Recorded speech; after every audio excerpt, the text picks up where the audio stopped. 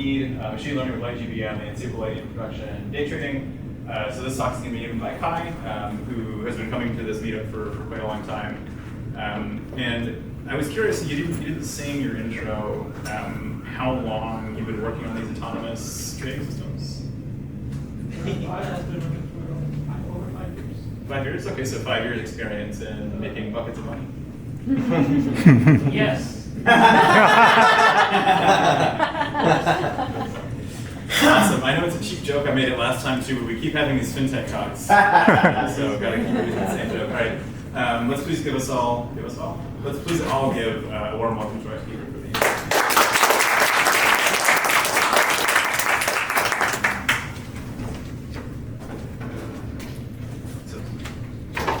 Oh, he doesn't know, but I also host another meetup here, so. Wait, which meetup is that? I know the in and outs of this. Which meetup? Bad movie night. Bad movie night. That sounds awesome. Tell us more. You missed the one. Oh, I didn't even know about it. Yeah. Find out. Why didn't you do that as like a lightning talk? Here's my meetup. So I generate AI in a Python notebook, so it's Python JSON. There we go. So yeah, I'd like to thank Dylan for pushing me to do this talk. Without this talk, because I'm not as great of a Python developer as I used to be, like long time ago. So the Python part of this package was actually sort of neglected. So thank you, Dylan, for helping me, pushing me to take this package and get it for other people to use. So yeah, so the talk is about, it's actually mostly the code you're going to see is going to be in SQL, because the whole point of the talk is to be able to do data science inside SQL. And the description here, eliminating the boundaries between data storage and machine learning by running gradient boosting decision trees directly inside SQLite. How many of you are familiar with this thing, gradient boosting decision trees? 1, 2, 3. So most of you are not. Unfortunately, in this presentation, I didn't really do too much intro about the talk, so if I just start directly into it, it'll probably confuse a lot of you. But a lot of the whole point of the talk is talking about these class of AIs. And these class of AIs, they're not, so LLMs are one class of AIs, and these are the other ones. And the difference between these and the large language models are these are actually much easier to use to make predictions about the future. I mean, you can ask ChatGPT to make a prediction about whether the market will go up or down tomorrow, but whatever it tells you, it's basically baloney, right? Because it just trying to hallucinate something, or just trying to regurgitate what it read online in like Wall Street Bets or something. It has no empirical backing. Right? What it says. These class of AIs actually, when they give you a prediction, they'll tell you exactly how confident they think the prediction is. So you can sort of rely. Well, actually, no. I still do not trust these things. Predictions. So I have, but they give you a way to easily test them to see how they actually did in the past. And a lot of this stuff will be talking about. Actually, the first half of the talk, it's going to be a bunch of demos using just translating what you normally do in a Python Kaggle notebook over into how you would do this in SQLite. The second half of the talk will deal with actually how I don't really trust these things, well, especially because I'm using my bot like over 5 years to play with real money. So I actually want to figure out a way to actually look at performance metrics for how these things work. That's what the second half. But yeah, so if you don't know about these decision trees, it's mostly that. All you need to know is there are three big ones, and they're LightGBM, XGBoost, and CatBoost. These are the most popular decision trees that are used. So the granddaddy of them all was XGBoost, and yeah, it's granddaddy, so everybody knows it. It's pretty well widely used. The next one that came up was CatBoost. The issue with XGBoost is not very good at processing certain class of data. They're called categorical data. And CatBoost is just better at doing it. LightGBM is, I think, supported by some nonprofit foundation. CatBoost is supported by what's it called? Yandex. They're like the Russian equivalent of Google. So yeah, bunch of Russian like super smart data science. LightGBM is a more recent one. It came out like around 4 or 5 years ago. And this is the one that I'm going to be demoing in my talk. The reason I chose it is because it's not because it's the best or it's the most accurate. It's actually has worse prediction performance than supposedly, allegedly, than XGBoost or CatBoost. The reason I use it is because it's way faster at training than the other two.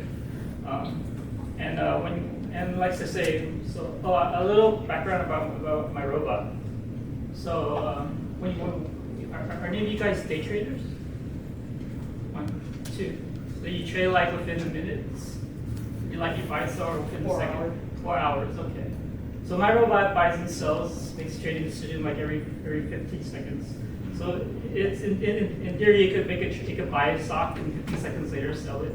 So it needs. Actually, it doesn't have that much to do with trading, to be honest. Well, back in the day when I wasn't sure how good my model was, I was constantly tuning it. I wanted to like train it on the fly while the bot was trading. So this is the best. So when I want to tweak something, I wanted to really know whether or not that change affected the model actually prediction accuracy and things like that. And yeah, this thing is in practice when I actually used it, it's about 4 times faster in trading than like CatBoost. I never tried XGBoost, so I don't know, but I just assume it's faster. Mm-hmm. And then it turns out also in a lot of how many people use Kaggle or Colab?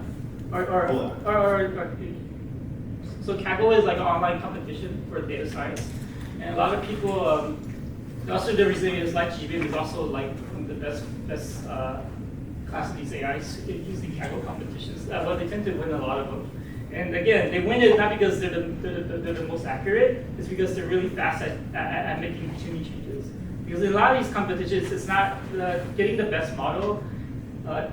So you win these competitions by making the best predictions. Like for example, they actually have competitions about like predicting the stock market or like trying to predict visual computer vision things. And a lot of these things, of course, you win it when you have the most accurate model, right? But in order to get the most accurate model, it's not that you start with the best accurate thing. It's mostly deals with feature engineering. So if you get trained faster, that means you can make changes to your model faster. And if you can make changes to your model faster, then you can optimize it faster. That's why it's really good. All right. And that's my introduction. If you have, and again, like I told Dylan, feel free to ask me questions anytime during the talk because I'm pretty forgetful. I forget about things I say in the past. If you don't ask the question, you might regret it because I'm not going to go over it. So yeah. Okay. Sorry for that long-winded intro about creating boosted decision trees, but you didn't know about it because otherwise you wouldn't have a clue about what I'm talking about. And these are the project links. I guess you could take a picture if you want. So this is the GitHub repo that I actively maintain. The package is called sqlmath. There's actually a trading dashboard. You can actually look at it and it'll show you like what it actually looks like. I'll show you at the end as well. This is the actual Python package, of course, the standard command line to install it. pip install sqlmath. And primarily in production, I use Node.js. I'll get into the reason why I use it later, second half of the talk. But this is how you install it. It's also a zero dependency package in both Python and npm. So there's no sub packages. When you install it, you're just installing one package. There's a nice thing. When I show you in the demo, this is the only thing it's going to install in all the Kaggle things. The data science I'm going to be doing, it's just going to be doing SQL queries through this thing. And yeah, so no NumPy or scikit. Okay, so just explain actually. So about why this package is big, that's the big question, right? So in a normal traditional flow, for all you data scientists, you query some data or grab it from a database, a storage, or some file or some CSV files. And then you have to ETL extract it, and then transform it and transform it into data frames, and load it, and then finally you use scikit or PyTorch and things to do it. So with the direct injection into SQLite, you don't have to do any of this stuff. So my thing is a SQLite extension. You just load it into SQLite, and then you can start immediately doing all these training and predictions directly inside SQLite. Just SQL table. So these are the actual functions that it exposes inside SQLite. You know, for the demo and I'll talk, I'm only be using two of these functions: the prediction, the training function, which you just feed it in a SQLite table, and it'll immediately train from it, and then it'll output a model that you use, and then the predict table, where you basically feed it in the model that you train from this table, and also the columns from SQLite. And yeah, this is just outlining what I'm going to be doing in the first half of the demo. So I'm going to be running 4 demos. The first one is so the LightGBM package. It is also a Python package, and they ship with you can actually run tests on it from it as well. It's going to run the standard test LightGBM runs using its internal test data set, which is around 7,000 rows data. The next demo I'm going to do is it's a more real world example. This is like a really famous or benchmark data set. It's a data set, a bunch of data telling you about financial transactions, and you're trying to predict whether or not there are frauds or not. It's about 280,000 records, which is more than trivial. So that's it. And then I'm going to do it again using table cross-validation. And all of this is going to be done using pure SQL queries, no actual Python code at all. And finally, the fourth one, I'm going to do a small part of what I would do in actual normal production. I'll talk about this walk-forward optimization in the next lab. But I guess this will be the most interesting one in the demo. And it's going to do it with 100,000 records to trade. And then after the demo, I actually do the actual production, show you how it's done in production. And this one, unfortunately, it's not going to be run in Python, it's going to be run in Node.js, because that's what actual production run is. And in the production run, it's actually trading 25 million data points. And actually, it's not going to take 5 minutes. It's going to be less than 5 minutes. It's going to finish trading all of them in about 2 minutes, a little over 2 minutes. And the way reason it do it so fast, like I say, I picked it because LightGBM because it's a super fast AI. I'm not actually going to be doing it using threads. Because SQLite, if you don't know about it, it's not just a database. It's actually a multi-threaded execution environment.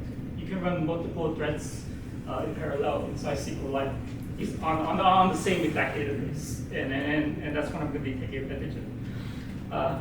Actually, a little insight about this. I'm going to be running on this laptop. It's a decent laptop. It's 5 years old. It's not powerful at all. It has 8 cores, so it's technically able to run 8 parallel threads. So if you use all 8 parallels in practice, you're expecting to get about AX performance, AX fast. It turns out just when I actually tested it, it peaks out at 4 for some reason. I don't really know why, but yeah, interesting to do. Okay, so okay, and now we're actually going to go into the demos. So just go to this URL here.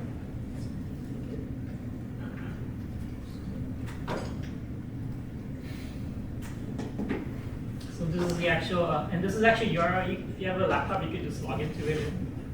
I guess SQL is all you need. Actually, yeah. Can you check if you can run this or you open it and connect it? Yeah, I have it open. Oh, okay. Cool. Make it a little bigger so you guys can. So the installation of the package. First I'm just going to run this. All I'm doing is I'm installing Node.js version. Actually, I don't even need to install Node.js because this thing is all in Python, but yeah. just going to set the environment Python 3.12 and Node.js, Node.js 3.4. This whole thing, this whole notebook, if you click run all, it takes about 5 minutes to run. I guess we're going to have some awkward silence. And if you have questions, feel free to ask. And I hope my voice is also loud enough. Okay. Question? No, just get loud. You're good. Dylan, you have a question? Oh, it was a thumbs up that I can hear you just fine. Oh, okay, thank you. What's your favorite bad movie? The most notable of all time in that movie night was probably The Ring versus The Grudge. Except it's in Japanese because those are originally Japanese films and Americans knocked off of it.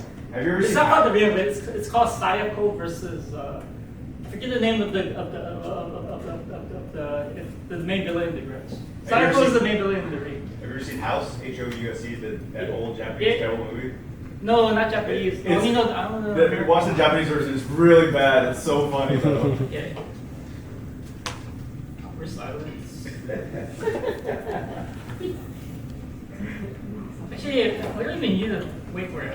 Because before I could talk about the code. So yeah, this is just setting up Node.js.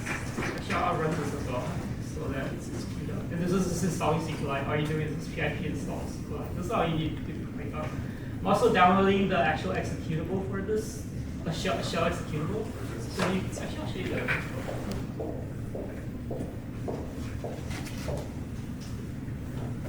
So this is the GitHub repo. And the releases, you can see all the binaries, pre-built binaries to this. And these are actually mostly pre-built binaries for Node.js. But one of the things is the executable. Where's the shell? So these things are actually like if you know about SQLite, if you install it on Linux or Windows or whatever, it comes with also a shell that you can run. Like in Python, it has a Python interpreter. There's actually a SQLite interpreter that comes with it. You can run like SQL queries inside it. So this shell, you don't even need Python. If you want, you can actually do the things I'm doing just by opening up the sqlmath shell and running the exact SQL queries I have in this notebook inside the shell. So I can finish installing Python. And here I'm going to set up my input data. So I have 3D data sets. This is the standard default data test data file for training that came with the LightGBM package, the 7,000 record one. This is the credit card fraud detection thing. It's just a single CSV. It's pretty big. It's a 150 megabyte CSV with about, like I said, 300,000 records. And then this final one, this is an interesting one. I'll show it later when we go down. But this is a sort of data I'm going to be using in the predicting the SPY data. So the interesting one is the table SPY intraday CSV. It's 2 years worth of data. So it's about 200,000 records of every single 1 minute open, high, low close of the SPY. You guys know SPY? It's the ETF that tracks the S&P 500 over the last 2 years. Yeah. So every single 1 minute data in the regular market trading for the past 12, 24 months, which is about 200,000 records. This one is a historical CSV. It's just the closing, open, high, low closing price of it from beginning to end for the last 2 years. This one's about, the intraday one is about 12 megabytes, and the historical one, it's only 500. This one only has 500 records, so it's only 48 gigabytes. Okay, so we finished setting these inputs up.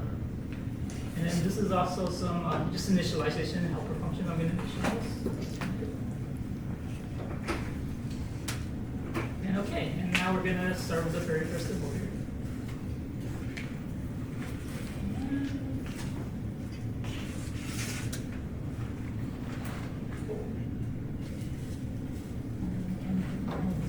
I want to make the font smaller so I could include more things, but I don't want to make it like invisible. Can you guys still read this font? No. Is this readable? No. Okay, so this is readable. So what it does is just basically loading up these files, and then it's opening up a database, EP open, the SQLite database, I'm just gonna import these database into the table. Just run it. And now it's inside the table. And then I just said, okay, just show me what this data is. Just show me the first 10 rows of this data, of each of these files. So this file prediction, this is like the actual final predictions that you're supposed to compare your training against. So these are all the final, I actually don't know what exactly this file is describing because it didn't give a description, it just says it's a test file. But these predictions are supposed to be some kind of scores, maybe like recommendation scores from Netflix or something. I have no idea, but yeah. So when I finish running my model, I'm supposed to compare them against these scores and make sure they sort of match. They're not going to match exactly. I put it to just match to the last 8 digits, and that should be close enough. And then the second table, so I just told it to just select the first 10 piece of data. This is the actual training data. Sorry, I didn't label the columns. The column is just 1, 2, 3, 4, 5. But you can see there's 29 features in the CSV, and these are all the features. The final file, what is this? Well, I'm sorry. This is the actual training data right here, and this is the actual test file. I'm supposed to after I finish training, I'm supposed to put this into the model to make the predictions, and the predictions are supposed to basically match these things. Okay. And so here you see me actually running in this, and now it's pretty much all SQL. So the data is actually the training data has been loaded into the table. The table name is LGBM SQLite. And like I say, I'm calling, this is a special function I'm calling in SQLite. LGBM came from the table. And the main thing, it takes basically 3 things. The first thing, of course, is the features from the table right here. So the column 1, 2, 3, 4, 5 from the training table. And then, actually, it only takes 2 things. I'm sorry. This, and plus the tuning parameters you want to do. So you can see it tuning parameter. Oh, actually, it's not a scoring. I'm not doing scoring prediction trading. I'm doing binary classification. I'm sorry about that. But yeah, the parameters are. I want to train this as a binary classifier, and these are my learning rates, max step. I mean, if you're a data scientist, maybe you would understand these things. I'm not really a data scientist, so most of these actually I'm not. I don't really understand what they do. I just mess with them until they give you something that. Yeah. And then the number of iterations, I set it low, just 50 in the detail steps. So once I run this, you'll see it train. And then yeah, it train. And then next thing I told it to so once it trains, so you select this thing, right? And what I'm selecting, so when I call select in SQL, I pass this function, it's going to give me something back. What it gives me back is a blob, and this is the actual model that it stored. And I'm just storing this blob model inside another SQL table called model store. If you actually look at the model that it generates, it's just a text file with a bunch of parameters inside the model. You can actually sort of figure out what the model is just by reading it through. So because it's actually a human video, what I'm doing is I'm pulling out one interesting thing from the model. That's the feature importance. So this will tell me like what it thinks are the most important features. Unfortunately, these features don't have names. Like I said, they're just columns 1, 2, 3, 4, 5. But so apparently, column 25 was the most impactful feature when it was trained. So whatever column 25 is. So now it's trained and it's stored the model inside this table model store. Now I'm gonna run the prediction function to actually this prediction function takes 3 things. The first thing, of course, is going to be the model. Where is it right here? It takes in the model. The next thing it's going to take in is all the features from the test file, which is right there, this test file, and then and these are all the tuning parameters you want to do. So you run this, and then it gives you a prediction, and then after it runs it, it puts in a file called prediction action. And then in here, I'm going to tell it to just give you the top 10 prediction, the top 10, the first 10 rows that it predicted on, whatever they are. So these are the predictions, and it says their scores. I don't know what their scores are, but yeah, these are the predictions. I have no clue what they actually represent, but yeah, here we go. And then finally, I'm supposed to compare these predictions against the actual original. Against these values that are provided in test out, and you see that's what I'm going to do here. And then, So are the original scores, are they like benchmarks that you're calculating? I don't know. Oh, okay. Like I say, it was just the name of the file. If you go to LightGBM, look at the actual file. Okay. This is the actual name, LGBM binary test, LGBM binary whatever. Yeah. So it doesn't say what they are, so I honestly don't know. I'm sorry about that. That's okay. When I try to click on the test LGBM, it says it's a private data set. Oh, really? Oh, I'm sorry, my bad. Let me make it my bad. That's okay.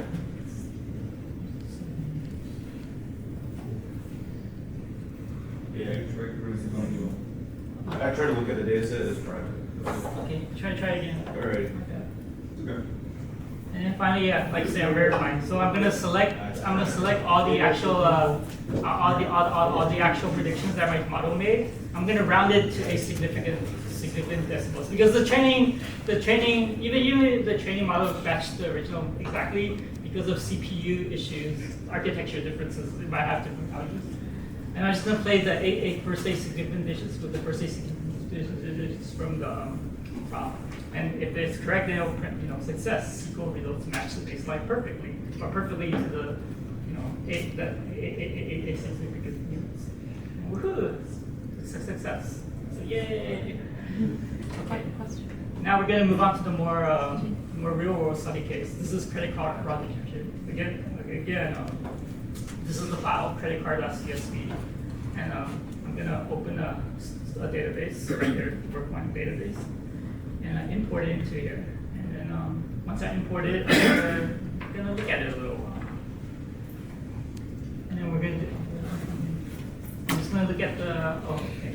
So once it loads it, it's gonna split it, because this one doesn't come with training and test data sets, it's all combined together. What this SQL query does is it splits it into two sets. Most of the data will be going into the training data set.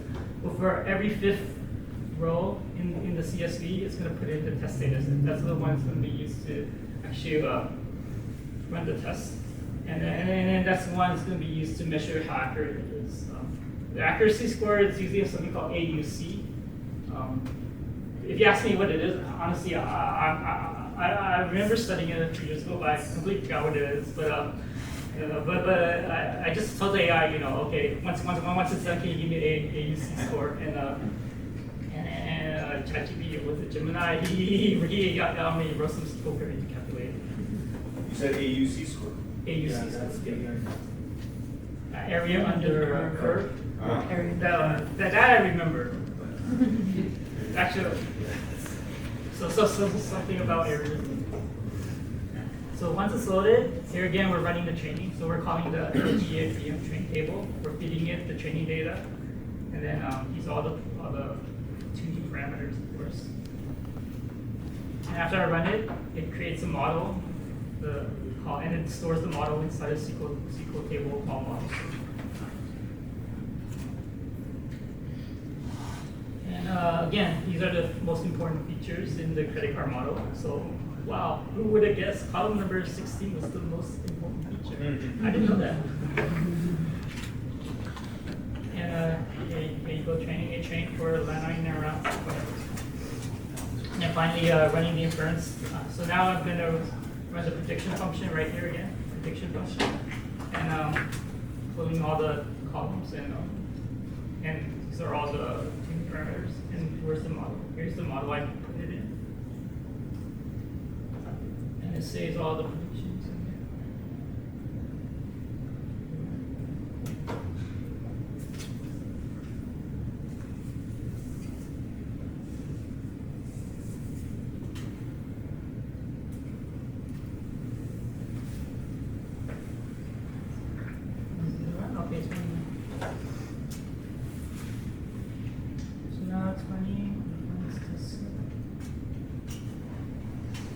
can tell it to print out any predictions. Did I do it here? Yeah, I did. So here's a SQL. So tell me the top 10, or just show me 10 of the test data and the predictions from that. And then finally, this thing is to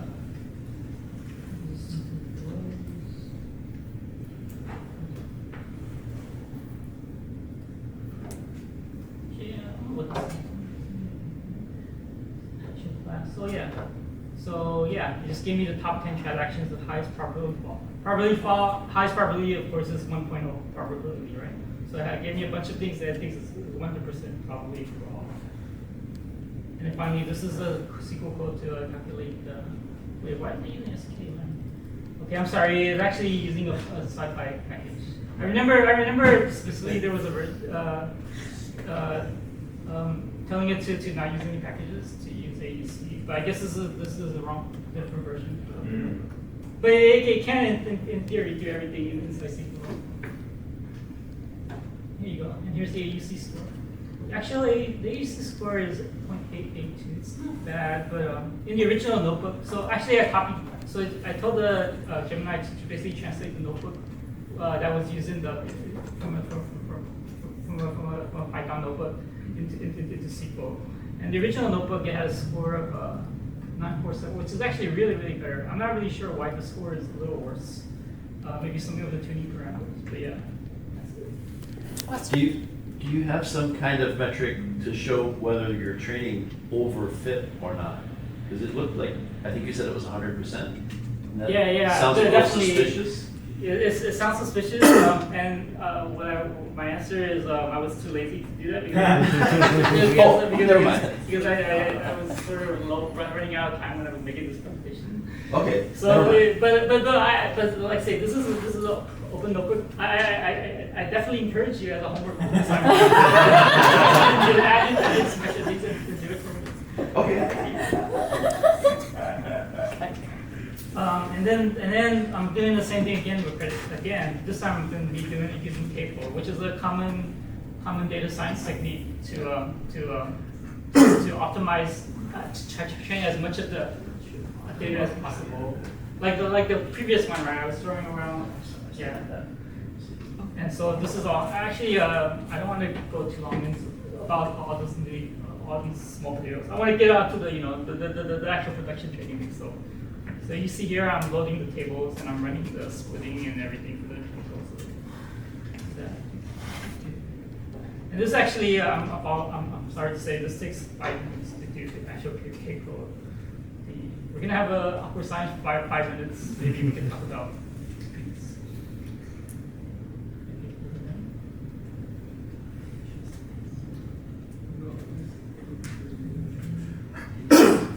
Also, it's taking a while because part of the reason why the setup takes so long is because it's a 150 megabyte CSV. And now it's actually doing a K4. And you're going to see 5 of these things. Right? So this is the first of 5.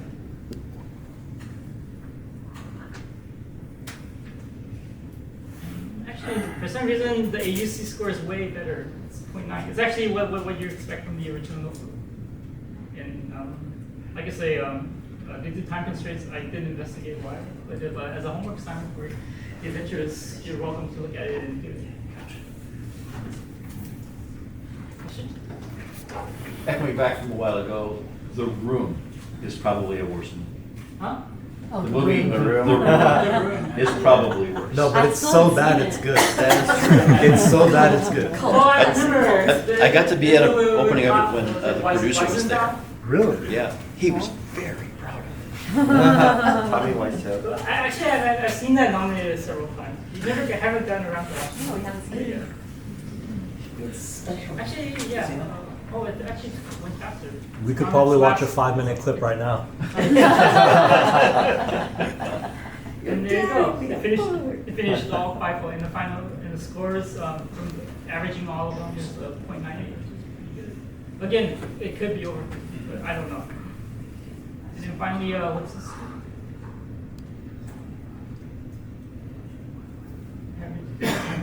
Oh no, this is the averaging overall. So it gives a final AUC score from the averages.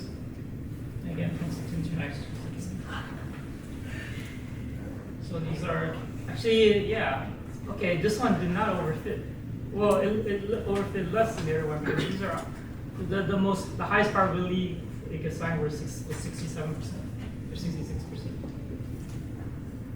And yeah, that's that. And the final AAC score here is 0.97. And the test is 0.9. This is the final score, 0.97. So this is actually, I'm gonna run the demo for this, which is actually sort of what I'm gonna be running in production. Actually, I'm not gonna explain it because a lot of this code was written in Node.js, and it's actually a pretty big function. And so it just word for word translated to Python because Python, and it's hard to explain exactly what it's doing. But a lot of this code you see, it's actually feature engineering. I have a question. Question? Are you using Node.js for its like C optimization? I'm just trying to understand why you're using Node.js. So the hardest part of the TradeBot, actually, this is my insight, is not actually this training and prediction stuff. Okay, the most challenging part of a TradeBot is the ETL. Basically, what I was telling you in the beginning, right? Grab the data from your data broker. Usually, or in my case, because I'm doing day trading, it's through a WebSocket, and WebSockets are extremely flaky. They time out and stuff like that. So it's a lot of it is dealing with fault tolerance and fail safes against timeouts in WebSockets. And when the WebSocket and then persisting to recover when the WebSocket fails. How do you recover from it? Because you have incomplete data that you got from it and stuff like that. The hardest part is actually setting up all the data to get it ready to be doing actual data science. The hardest part is not data science; it's getting all the data into the model data. And we like to say, because a lot of these deals with flaky WebSocket issues, Node.js was just the most logical choice because it's JavaScript. It's much more easier to deal with WebSocket programming in JavaScript and deal with timeouts and asynchronous things. So actually, the thing I'm presenting here right now is actually not the most interesting part. The most interesting part is getting your data into getting your data into the database. Okay. But that's for another topic. Yeah, what did I do? Did I run? So here, just setting everything up. Oh, and then you can look at the. Oh, okay. I guess I can talk a little about it. So this is I show you the data, right? So one is the intraday CSV. Where's the intraday? So this is the intraday CSV. If you count, I put it, the average closing price over a 2-year period is $598. There's about 200K of records in here. The median price is this standard deviation. And this is the actual raw data. Well, the first 10 rows of the data. You see the open, high, low, close, and volume. And this is the minute date. So this record is 2024, March 11 at 1 o'clock p.m.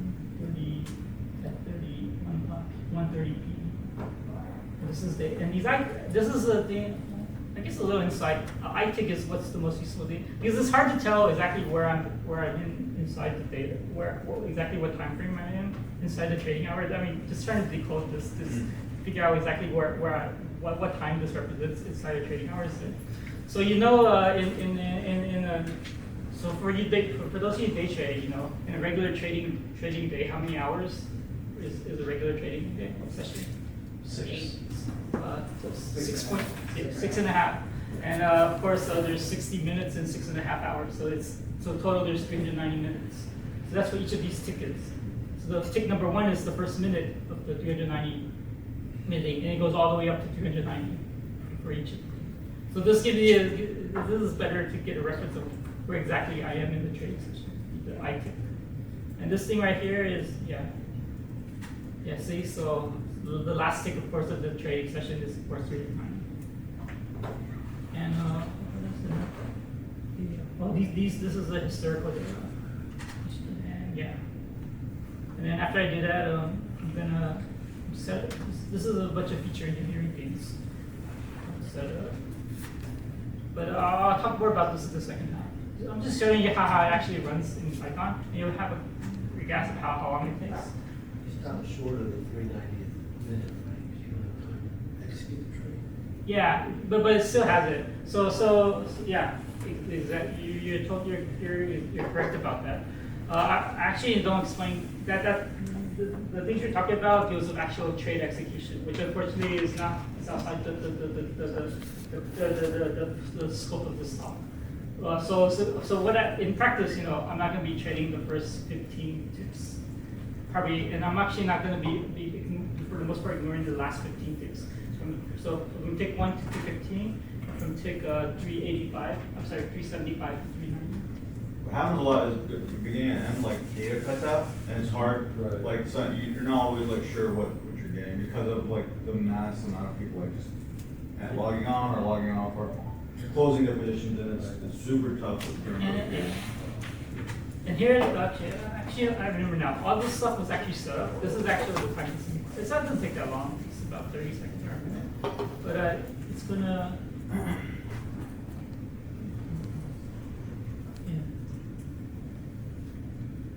This is the part that actually runs the actual trading stuff. I'll talk about it a little bit in the next slide.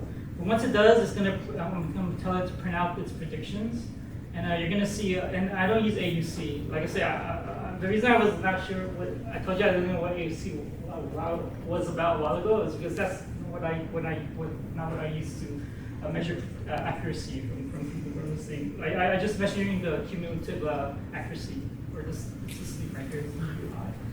Auto basically means it's like a coin flip, right? Every time, like if it was a random prediction, I'll let it run for now. It's 30 seconds. Like if you flip 10, if you flip a coin 10 times in a row, right? The chances are like most likely it is 5 times it's gonna land tails, 5 times it's gonna land hands, right? So the Z and I here is how many times I flipped the coin, or basically how many times the prediction was the backtest was run. So it will be 10. And then ZCI for a perfectly random one is 50% accuracy. I subtracted 50 from it, so it would actually be 0. So if you see here, so now I'm actually printing it out. These are actually the first. This is the very first prediction it made, and it turned out it was accurate. It was a correct prediction. It predicted that it would in the first tick 1 it would go up, and it actually turned out it would go up. So because it was first one, it was 100% accurate. I subtract 50 from it, so it's 50%. The next prediction it would turn out it was going to go down, but it actually went up, so it was wrong. So it went back to 0. So these are the first 10 predictions and the first 3 cumulative conflict. And these are the last up to the last 300 up to 300. Actually, I only went up to 374. Oh yeah, like I told you, I ignored the last 15 ticks. So by the end, the accuracy had 374 conflicts. And the accuracy is 70%, which is actually pretty good. 70% accurate. I'll actually show you a bit about the visualization of the accuracy. So, but it sounds as good, but when you actually visualize it, it looks pretty crap, or it looks pretty random. Okay. So now we're gonna actually go to the actual talk about how actually use this training in SQL in production database. So like I say, I'm using the whole thing uses about 25 million data points. I'm going to talk about that in the next slide. So the training setup, I have 2 years worth of 1 minute SPY ticks, right?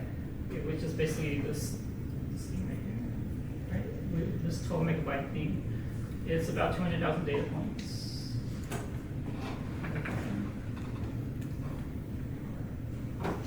And I'm going to feature engineer about 20 features from this data points.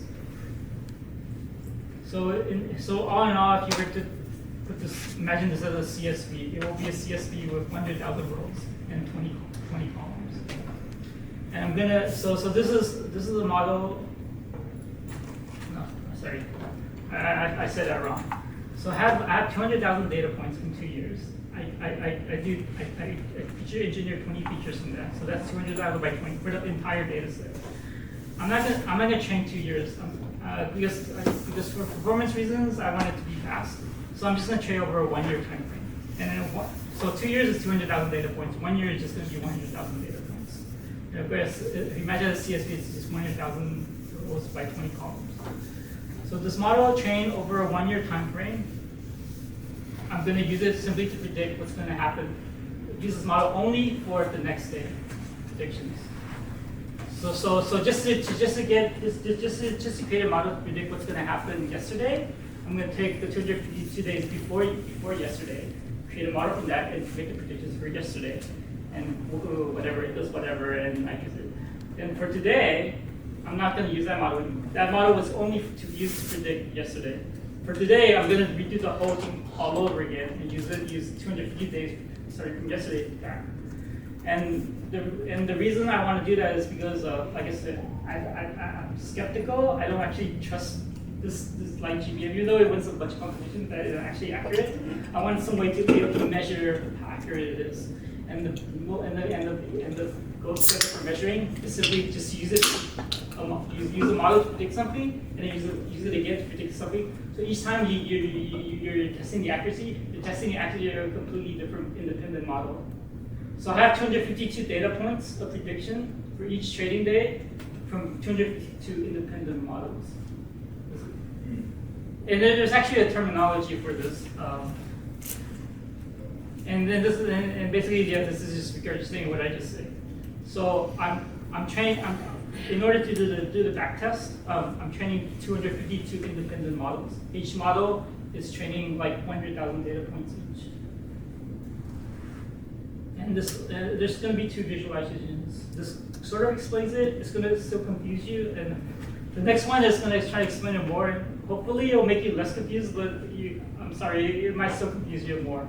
but you feel free to ask me a question after that. So so like I say, also you know why I picked 252? Number of trading days a year. Correct. So 365 days in a year, and if you subtract the weekends, then that's about 265 days or something. But there's like 12 federal holidays that the trading days are off. So subtract all that, the weekends and the federal holidays, the total number of trading days in a year is 200. That's why I picked 200. So you see right here.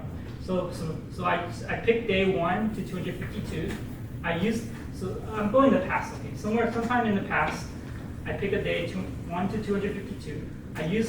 So that's 1 year's worth of training data. I use that to create model number 1, right?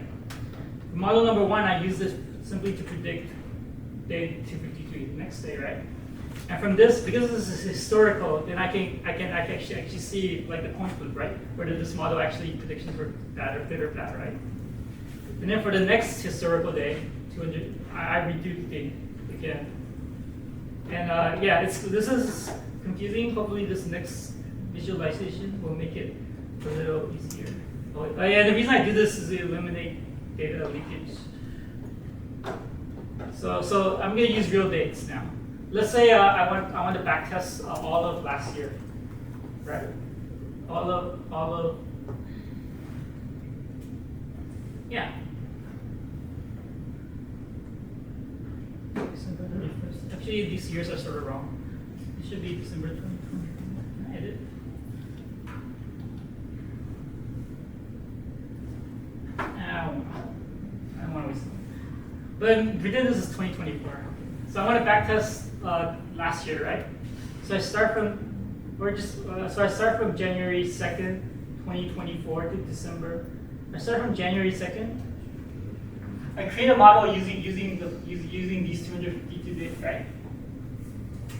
So this is model number 1, and then I use it to predict only for the next day, which is January 2nd, right? That's the next trading day after this.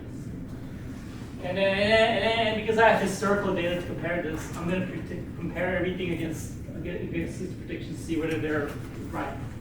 and that's sort of the accuracy for the first 200 for accuracy for this day, January 2nd. Next trading day is January 5th, right?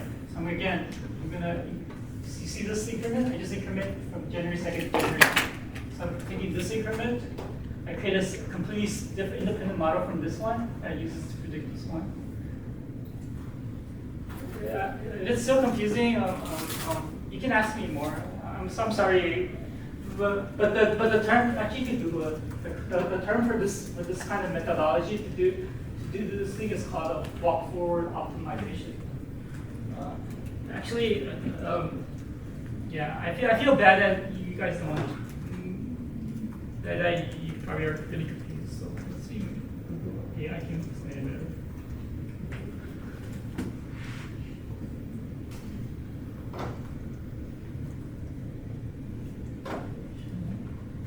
So walk-forward optimization is a robust iterative validation method for trading strategies, optimize parameters on historical data in sample, on subsample out. It simulates real-world trading by reducing overfitting on historical data, often considered the gold standard. And this is sort of the image that they use. I'm sorry I can't explain it better. The reason, normally if the data was not time-based, like it's not sequential, like for example, cancer data or credit card or fraud data, you would normally just use k-fold validation to do it, right? You can't use k-fold validation because it's sequential. So k-fold validation, you just use random. You randomly pick. You randomly bin like data, a small percentage of the data into your test data randomly, right?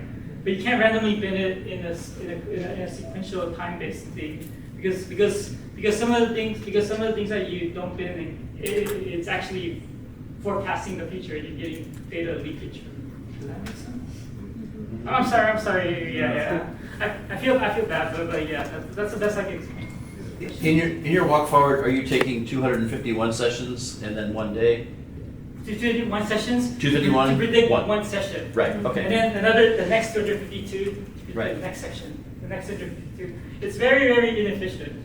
But right. But it gives me a very it gives a very good accuracy prediction of how well the actual model is. The LightGBM lets you iterate, so it's okay. Yeah, and then again, like I say, I picked LightGBM because it's super fast. It turns out, even though this thing is super computationally expensive, I can get away with it because I'm using a super fast AI, training AI to do this task.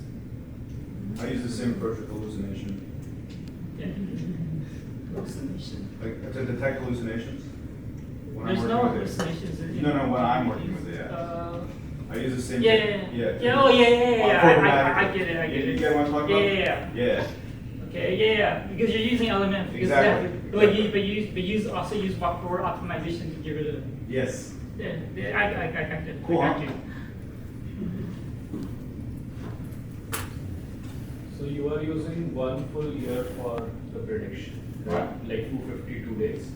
Why are you not using 504 days or maybe 756 days? Ideally, I would love to use 2 years because then that way I can have two months. I can have 2 Januaries, 2 Marches. Yeah, so and that to you do can that. actually see a pattern in between. Actually, that's a good idea. Maybe I will do that. The reason I didn't do it in the past was because I was tuning the model while I was trading.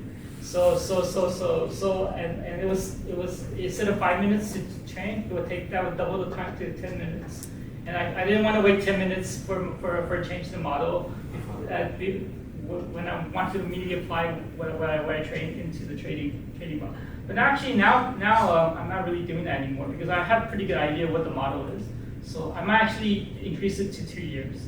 I don't know if I want to increase it to 5 years. I might do that. So thank you for suggesting. Yeah, actually, this particular presentation solved one of the biggest problems that I was facing at work. Oh, okay. Hey, nice. So you can use this, and like I say, you can speed it up for 4x faster because you could run 4 simultaneously database queries in the SQLite database. So this is just one ML model that we are using, but like I'm using BQ at work. So in BQ2 we write SQL queries, but we can also use AI models in SQL Okay. to predict. So, and thank you, yeah, thank you for telling me to use. Why didn't I think about using 2 years? Because I was so focused thinking, it's too slow, but it doesn't really matter now because I'm not doing it. I'm not tuning in real time anymore.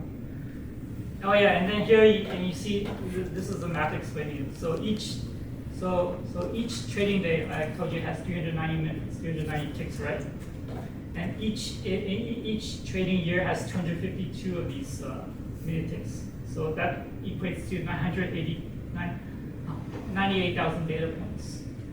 And then So your model here, the prediction, it doesn't capture events like COVID or COVID or any such drastic events. because how would I be able to backtest that? Right? Like COVID was a one thing I did try to do was try to because one thing that's considered an event, but it occurs regularly, so I can backtest, was federal the interest rate announcements. It happens regularly every like 1.5 months or every 2 months. I added it in the model, but I remember for some reason I removed it.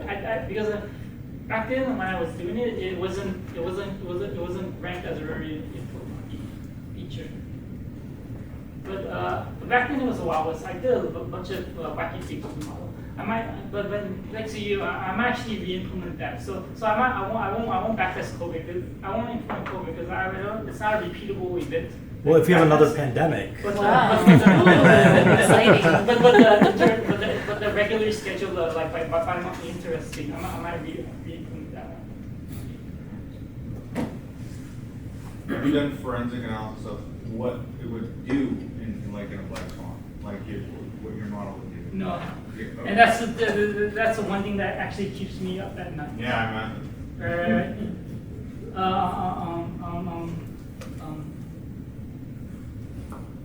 To be honest, I feel like I'm too stupid to be able to predict models. Hey, man,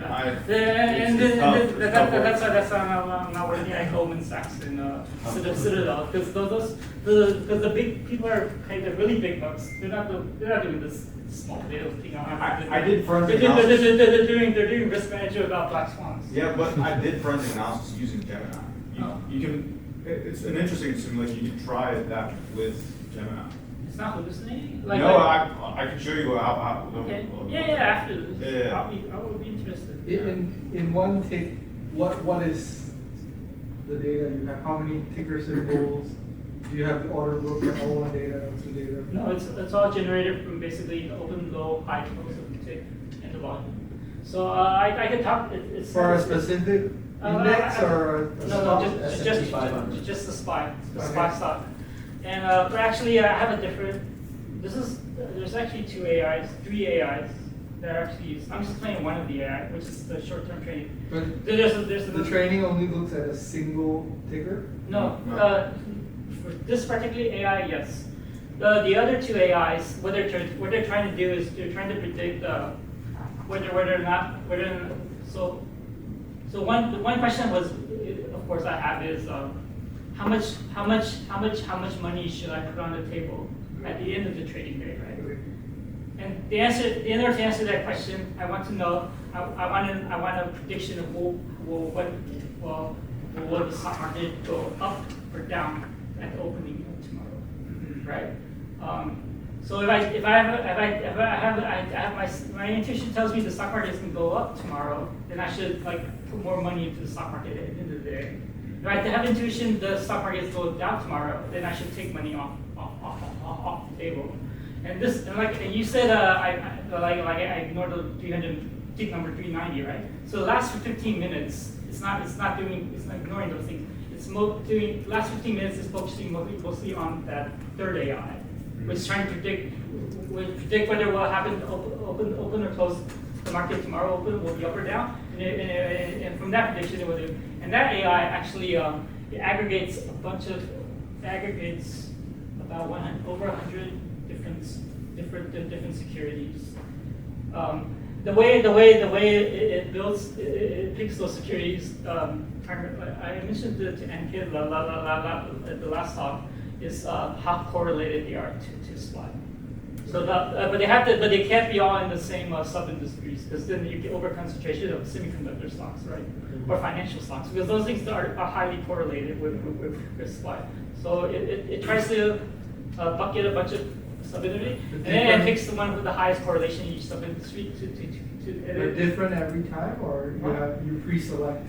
No, it's different every time based on, because every time every day the correlation values of all the stocks changes. Right? So and the correlation value time spent is the average of correlation over 2 months and the average of the correlation over 1 year. Does that answer your question? So that's the third AI. There's also a second AI. It actually influences the short-term life. The second question I have is, okay, so I have some at the beginning of the market. I have some money in the market, right? Forget the short-term prediction right here. Okay, I don't have this. Okay, but I just want to know at the end of the market, at the end of the day, will the stock market go up or down? If I think the market is going to go up, then I'm going to gradually put more money on the table throughout the trading session, right? If I think the market is going to go down, I'm going to gradually take money off the table, right? So that's the second AI. It's to predict whether from the opening to close the market will go up or down. And then again, it uses a very similar algorithm like for predicting the open tomorrow. It takes the aggregate of a bunch of stocks. Okay. And actually, even though it trains using 100 stocks, I actually calculate the actual features for like 800 stocks. Because yeah. So actually, that one actually takes longer to train. It takes around. If you saw me running on the notebook, like that one session, it took just like 30 seconds, 15 seconds. For one session for that, it would take like 60 seconds, or it takes 5 times longer to train. In this example here, so you've got 252 models. Yeah. Walking forward one day, then what do you do? Like, what are you doing with all these different models? So I have 252 coin flips. Okay. And then from that coin flip, that tells me how accurate the models are. Right. The whole purpose of doing this 250 walkthrough is to build up a coin flip accuracy table. Probability distribution? No, not probability distribution. Okay, just so you have I a table that's accurate. You have an accuracy table, but then what are you doing with that table? So are you refining your models? Or are you? Yeah. Actually, it's out of the scope of this talk, but that's used to actually feature to optimize to actually remove features. There's another thing out of scope where I'm actually I start off with 20 features, actually removing features. And so I start with 20, and you saw that feature importance table, right? I removed the least important feature from that, and I rerun the whole thing again, 252. And if the cumulatives and the accuracy goes up, then I permanently remove that feature. But I mean, for the next trading session. I understand there's a big risk of look-ahead bias and how you're doing removing this and refining it based on predictions that you've made over the last year, right? Because that becomes an input into your model that you're testing against, right? No, because the model is once I remove the feature, I completely recreate. The model is a completely new model is created. So I start with 20 features, right? I do 252 look-aheads. Let's say the accuracy for that was 70% accuracy. Okay. I look at the feature importance, right? So the least important feature, I remove it, right? I repeat this whole step again, but this time it's a model with 19 features, right? How will that be biased from the previous Because one? what you're testing against, if you go back 2 years, right? So you start out with 20 features, you tested it against, let's say, the previous year, right? So then you No. I'm testing just the next day. So So you're using the data from 2 years ago to test the one day from 1 year ago, right? Yeah. You said January 2nd, 2024 to December 31st. Yeah. And you predict it, right? So you go through this exercise, you figure out which features you can throw out, right?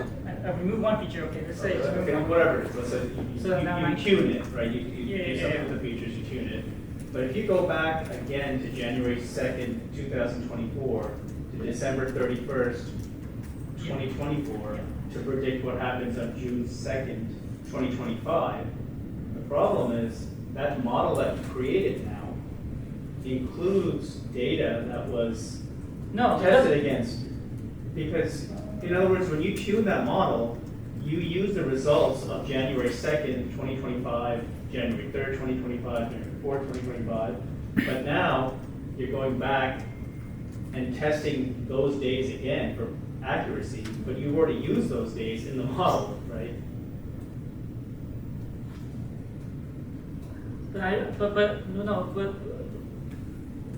Correct, but I still don't. You might have, you might have a point. I just can't grasp it at the very moment. After,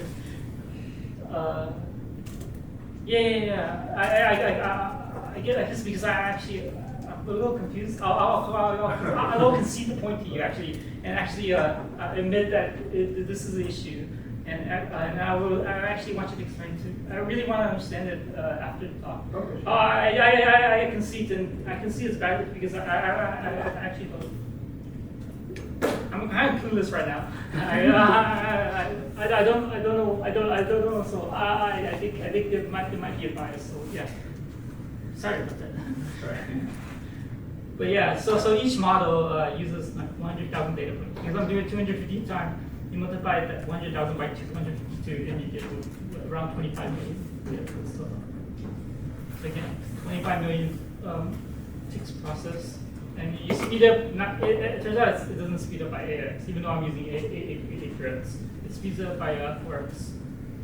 And yeah, okay, that's straight. And now I'm actually going to show you the demo. And the demo actually is really boring. There's no GUI or anything, but you'll see me running it. And it's going to output each 252 session it actually did. I'm just going to reset this database.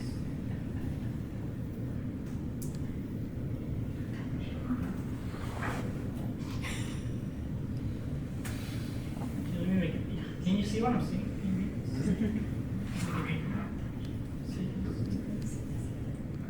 Okay, so I'm not going to run it. I'm telling you to run in backtest mode. With I means intraday, because there's 3 different AIs you can train against. I'm telling you to specify train against the intraday backtest. Question: are the other 2 AIs the XGBoost and CantBoost, or is it other AIs beyond? No, they all use LightGBM.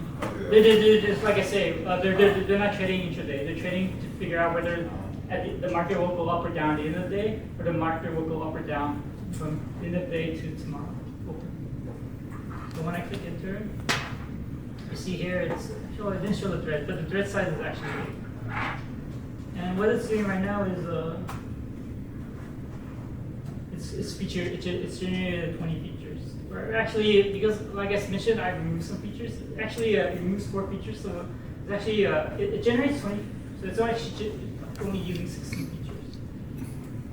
And now it's actually created model. So 10. So it already did 10, 20. So these are these things. So model 1, model 2, model 3 is up to model number 30 right now. And actually it's not 252, it goes up to 254 models. So right now it's at model 40, 50. And this is how much time it took elapsed. And so around 122 minutes, 120 it'll finish through the whole thing. Does everyone understand this thing? The original question was how many models do you have to save versus what can you discard? Well, I immediately discarded after I get my accuracy after seeing the prediction. Okay. All these models they immediately get discarded once I get my accuracy table. The only model I keep is the very last one because that's the one I'm going to be using to trade for today. Dylan? I just wanted to hop in as the timekeeper here, so we've got about 5 minutes left Okay. in tonight's meetup. Okay, So it might be a good idea to hop back to the slides. Okay. Thank you for reminding me.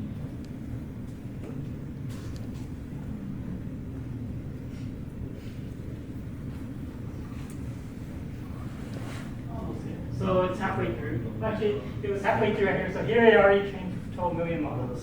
Actually, while it's finishing, Wikipedia actually keeps a list of the most important events for every single day. So technically, you could encode, go back historically, pull the thing for every day of your trading day, and then encode like a little feature vector. How do you validate It that? has to be a repeatable event though. So how do you validate that? You validate it because it's repeatable. Because like it's, well, no, it's subjective on Wikipedia sheet. Like, what is their metric for importance? I don't know what that is. It doesn't have to be. It doesn't matter whether it's what kind of point. It just has to be some repeatable. So for example, Like that condition it, so you gotta like take that and then say, I want a feature that says 1 or 0, was there a war, 1 or 0, was there a financial thing, 1 or 0 pandemic. Yeah. As long as it's something as a repeatable category, that would. Yeah, you make it a one hot encoded vector of like things that you think are important. And then you use an LLM to build that vector. Okay. And I'm running out of time, so. I just said last one. So typically the market behaves similar pattern, right? There's a pattern in the market. Why would you do a 20-year model and collect a few thousand data points and then use it rather than doing this every single day? That doesn't build up an accuracy thing. That would be my best. Do you understand that explanation? But see, the behavior of the market in the last 20 years, I know. if you see it's like up and down, whatever, right? It's repeatable. Yeah, like the COVID event and the great financial recession, right? Yeah, and then you capture a big chunk Yeah. of all the events happening. So the answer to that would be instead of 252, I would go back 1,000 or something like that. And I guess I can do that because nowadays I don't care too much about having real time too. Okay. So yeah, maybe. Okay. And like I say, it finished training, and this is the actual accuracy right here over the D. So it's actually a 19.4. So that's the whole point. But add 50 to it, so it's 79% accuracy. And finally, visualization. I'm sorry. Visualization. Actually, I want to see what the prediction looks like. Okay, so this is actually real-time data from today. This is what the SPY actually did today. It started off, sort of high and went down. And this is the actual. If you want to visualize prediction, this green line is actually the prediction. So it's a 15-minute delay. It's actually trying to predict what happens in the 15 minutes. So I mapped it exactly in 15 minutes in the future. But this whole thing, you should actually, the actual prediction is shifted 15 minutes to the left. And I'm just, so I'm getting a 15-minute snapshot what it predicts will happen in 15 minutes in the future. So here, let's see, interesting prediction. So it predicted that the peak would be here. And 15 minutes in the future, it was actually predicted. It predicted a peak here. It predicted a dip here. No, that was incorrect. It predicted a dip down here, 15 minutes in the future. It's pretty close. Here it did pretty bad here. It predicted that it would bottom out the stock market here, but actually it didn't bottom out. It actually went up. Here it predicted it would peak, and that was an incorrect prediction. It would bottom out down here. It did bottom out down. This prediction is all wrong. So yeah, that's the visualization of the actual prediction. And sorry to lose for time, but I could talk a little about the bots. So, the dashboard. So this is a SPY market. What happened today? And this is the actual my bot. So so the market was super hot in the very beginning. It was like up like 0.7%. My bot was up, but not as much. So it started off, sort of not that great. It's making money, but it's not making more money than the market. And then, but slowly it catches up. Here it's about the same as the market. And as you gradually go over the day, it actually beats the market. So at the end of the day, the bot was up 0.47%, but the market was only up 0.27%. And this is the thing from the month for the last 30 days. This is what the market is the last 30 days. It's actually been doing pretty bad because everything going on in the Middle East. So it's down 1.54% for the last month. And this is my bot. It's actually, it's also down, but only very, very slightly. It's down 0.7%. This is the year to date. So for year to date, the market is actually down since January. It's down 1.6%, and the bot is up 0.3%. If you look at the 1 year, it's sort of break even. If you look at 5 year, my bot's gonna be terrible because I only started implementing the things I'm talking about like right around here.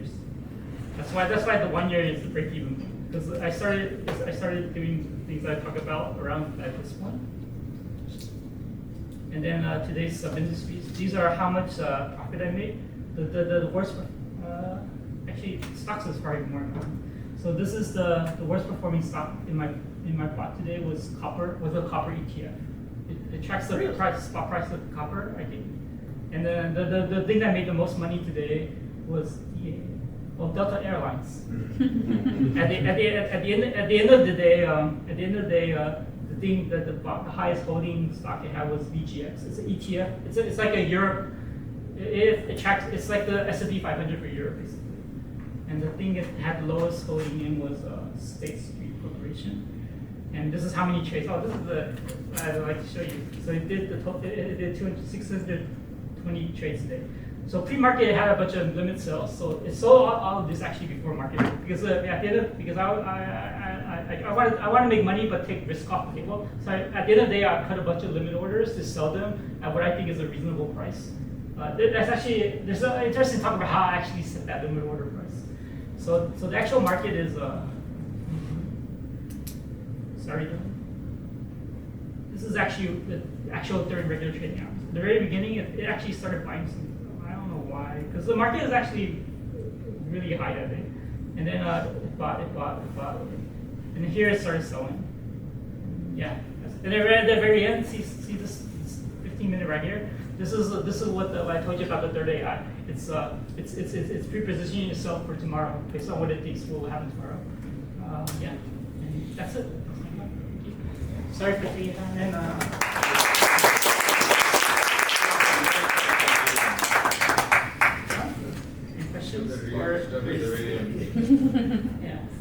All right, so thank you everyone so much for coming.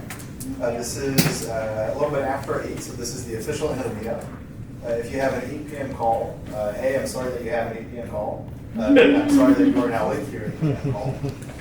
If you would like to hang around for a little bit and ask Kai questions, I'm sure he'd love to hear anything that you are curious about. Otherwise, drive home safe. Because if you look at how AI is being Google's their stuff is all right? All right, and so to be able to do this,